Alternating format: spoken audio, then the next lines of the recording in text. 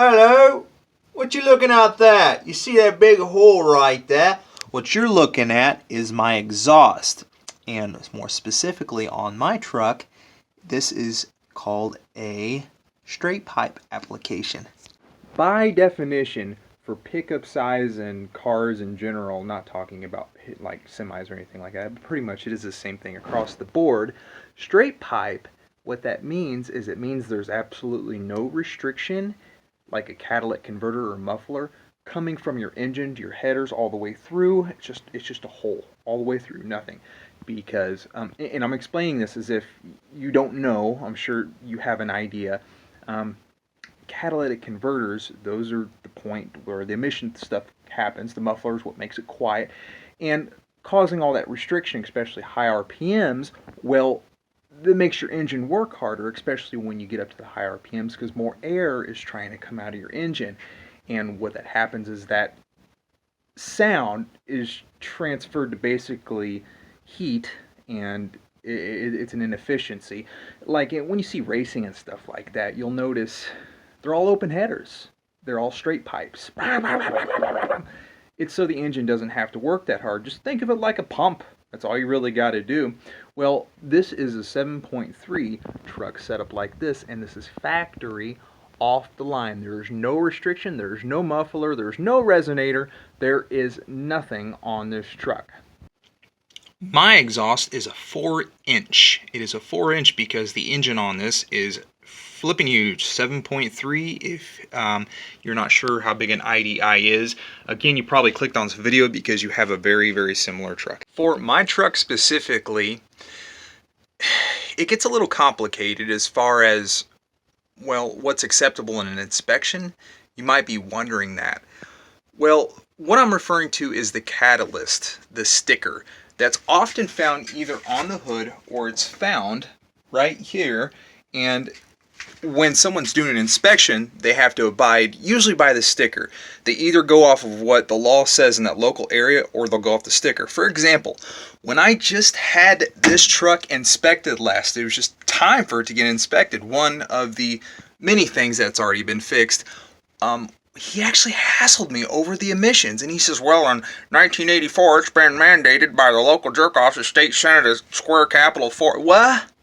Okay, I was like, no, bro. I was like, no, off the line. My truck specifically is factory straight pipes. I have no catalyst. I have none of that. It's just factory. So why should I have to do this? Well, that's the way we do it here. We're a private business. We're not going to change it just because you came along.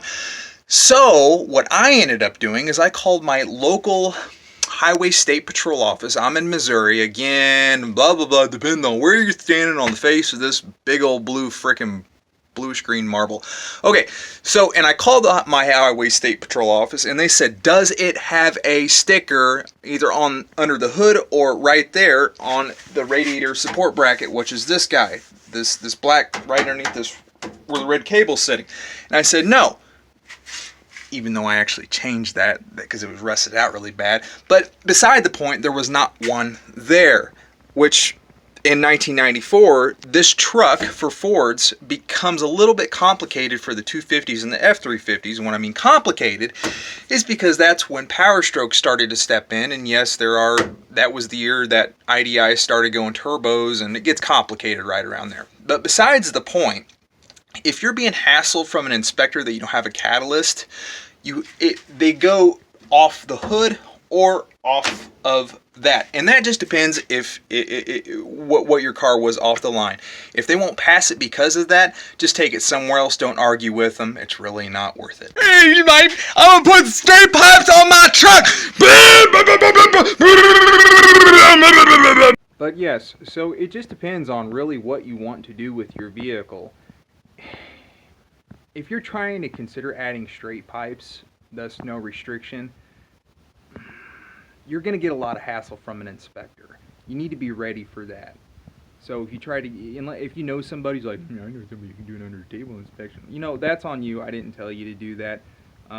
Those are illegal, and I suggest not doing that.